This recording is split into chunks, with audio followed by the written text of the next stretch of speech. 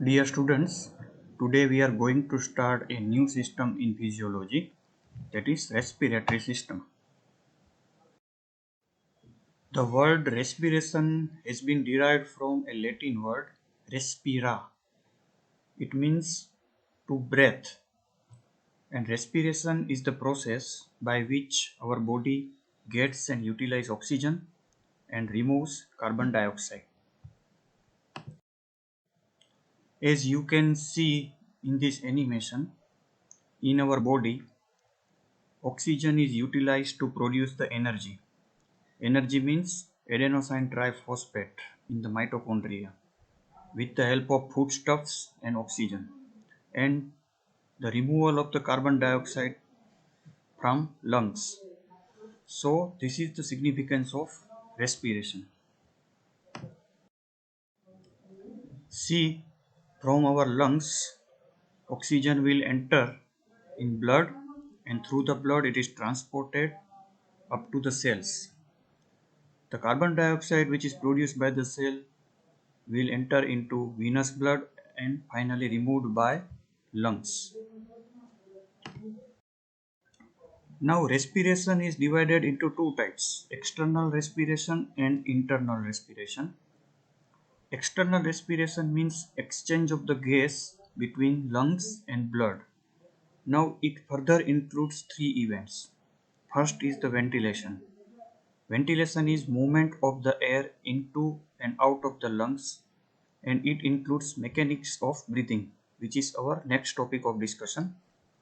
Second part is pulmonary diffusion.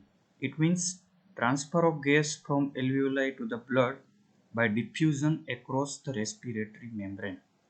And third is transport of gases from blood towards the cell and back. So these all three processes are included in external respiration. Now what is internal respiration? Internal respiration means exchange of the gas between blood and cells or tissues. This is the anatomy of our respiratory system. Broadly, we are dividing it into two types, upper part of the respiratory system and lower part. Upper part, as you have learned in anatomy also, it includes nose, nasal cavity and pharynx. While in lower tract, larynx, trachea, bronchi and lungs are involved. See the diagram carefully.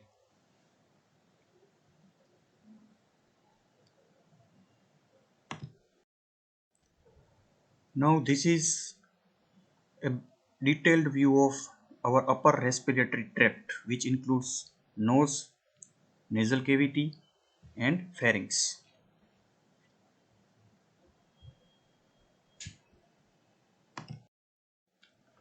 The nose and the nasal cavity is externally visible part of our respiratory system.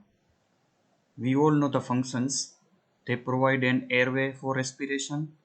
They help in moistening and warming of the air, then filtering of the air, serving as a resonating center for the speech, as well as housing olfactory receptors. Nasopharynx is only for air passage. During swallowing, the soft palate and its uvula move superiorly and close it off. This part is lined by respiratory epithelium, and high on its posterior wall there is tonsil and adenoids, which are immunity provider which traps the entering pathogens. Then comes oropharynx, which lies posterior to the oral cavity. It allows passage of food and air, and it is lined by non-keratinized stratified squamous epithelium. Last is laryngopharynx. It lies posterior to the epiglottis and extends to the larynx where the respiratory and digestive paths diverge. It is also a common passage for food and air, and it is lined by stratified squamous epithelium. This is a diagram of larynx. You can see anterior view in the first diagram and posterior view in the second diagram. This all cartilage and bone and their anatomy you have seen in your anatomy of the head and neck. Now larynx has two functions. One is it's a route for passage of the air and second is production of the voice.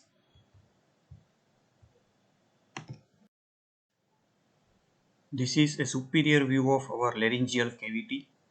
You can see two positions of the larynx, glottis open and glottis closed.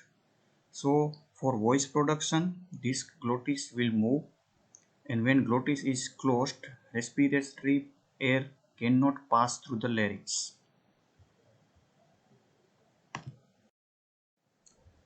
This is a diagram of our trachea.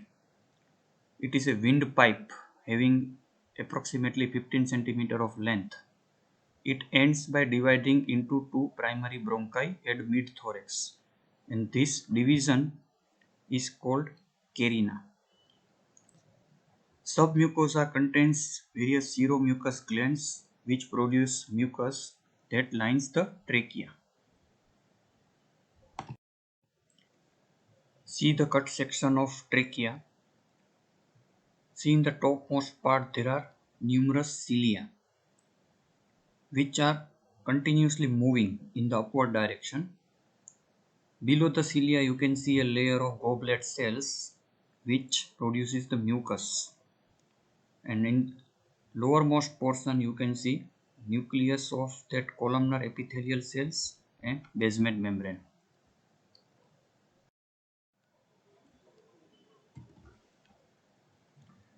Approximately 200 cilia are there in one cell, 2 to 5 micrometer of length, and in 1 second they will move for 10 to 20 strokes. There are two primary bronchus from the trachea, right and left, separated by an internal ridge which is called carina. Now the right primary bronchus is larger in diameter as well as it descends at a steeper angle than the left primary bronchus. See the whole tracheobronchial tree starting from trachea up to alveoli. See the divisions. Now you can see there are cartilages visible in trachea, primary bronchus, secondary bronchus as well as in tertiary bronchus. But at the last part, in the terminal bronchioles, respiratory bronchioles and alveoli, you will not be able to see the cartilage. That is the difference.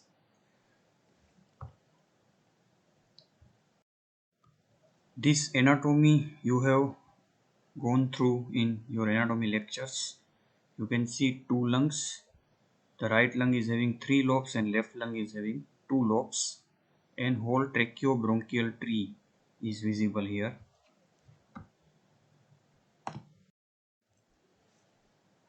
Now you can see in the diagram, starting from the trachea, there are total 23 generations of our divisions.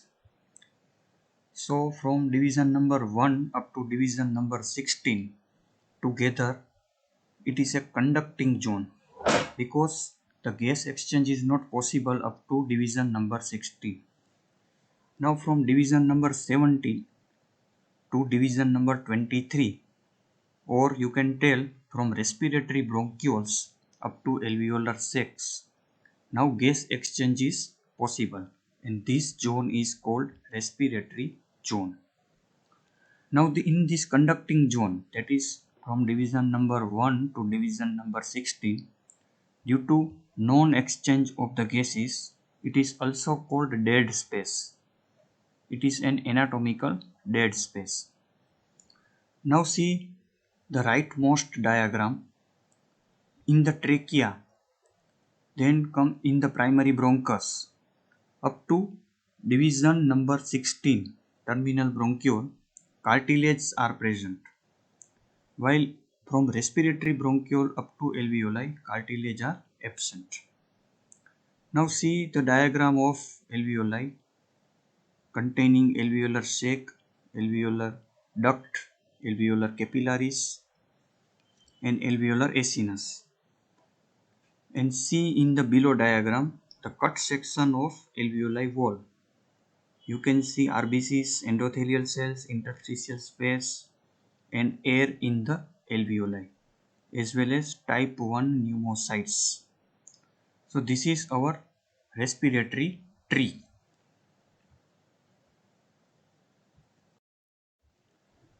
So as we have seen in the diagram, conducting zone contains the trachea to terminal bronchioles. They are ciliated. They will help in removal of the debris. They are the passageway for air movement, and they contains cartilage which will hold the tube system open, and smooth muscle can control the diameter of the tube.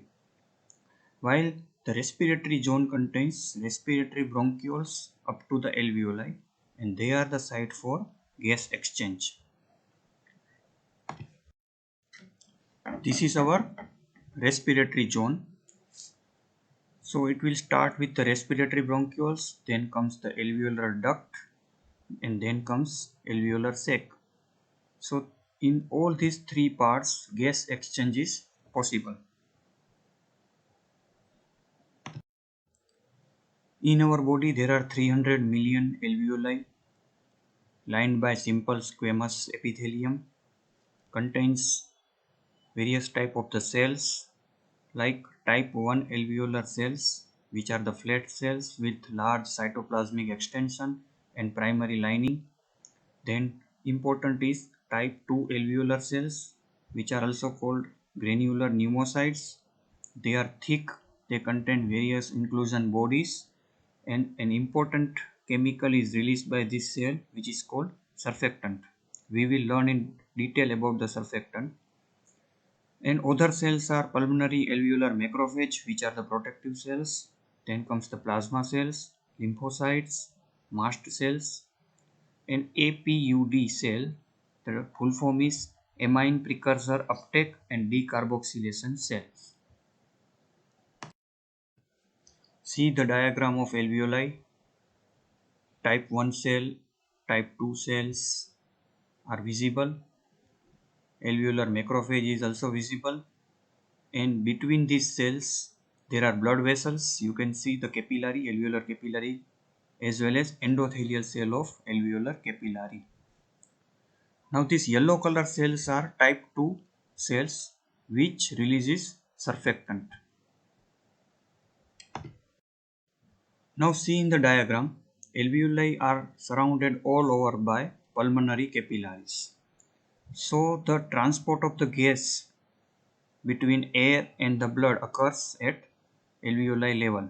Oxygen will enter from alveoli to blood, and carbon dioxide will go from blood to alveoli. The tracheobronchial tree has parasympathetic as well as sympathetic innervation. Parasympathetic is through vagus nerve. It causes bronchoconstriction and increased secretion via muscarinic receptors. While sympathetic activity causes bronchodilation and decreased bronchial secretion via beta 2 adrenergic receptors.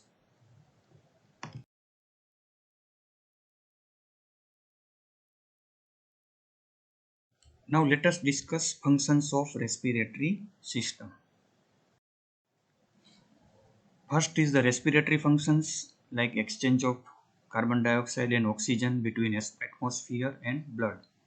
And second is non-respiratory functions. Now there are many non-respiratory functions of lungs.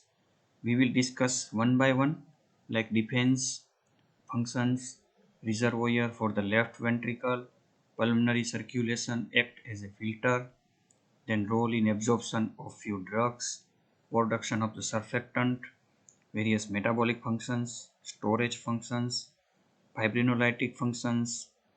Then respiratory muscles are helpful for singing and laughing, and elimination of volatile substances. So a variety of non-respiratory functions are also performed by our lungs. Now let us see the details of defense functions. So the goblet cells and mucus glands produce mucus which baths exposed surfaces.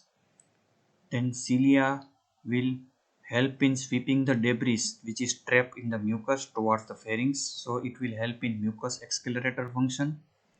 Then nose and nasal cavity help in filtering of large particles. Few small particles which may able to reach up to the alveoli will be taken care by the alveolar macrophages. Then immunoglobulins like IgA is secreted in bronchial secretions which provide surface uh, immunity.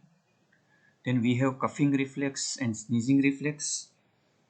Coughing reflex means anything which will enter into the bronchus will be removed by violent coughing, and anything which will irritate the nasal mucosa will be removed by sneezing. See, if any particle is more than 10 micrometer, it will be taken care by nasal cavity. If it is between 2 to 10 micrometer, then it will reach up to the trachea, bronchi and even lower airways. And then it will be trapped in mucus and removed by the ciliary action. If it is 0.2 to 2 micrometer, it may reach up to the bronchioles. And if it is less than 0.2 micrometer, it may reach up to alveoli. And finally, it will be removed by macrophages. Now, what are the metabolic functions of the lungs? Renin-angiotensin system you will see in detail in excretory system lectures. So there is an enzyme, angiotensin converting enzyme, which is located mainly on the surface of the endothelial cells in the lung. It will convert angiotensin 2 into angiotensin 1 into angiotensin 2. Second is metabolism of biologically active substances like serotonin, noradrenaline and prostaglandin E. Third metabolic function is production of the factors like plasminogen activator, thromboplastin and heparin. Now the storage function of the lung is mainly done by APUD cells, that is amine precursor uptake and decarboxylation. So storage of VIP, vasoactive intestinal polypeptide, then substance P, opioid peptide and somatostatin are all stored in lungs APUD cells. Then elimination of various volatile substances like diabetes condition, acetone is removed. Then in liver disease, methyl mercaptan. Then if we have high blood level of alcohol, then this ethyl alcohol will be removed. All are volatile in nature. So this is all about structure and function of respiratory system. Thank you.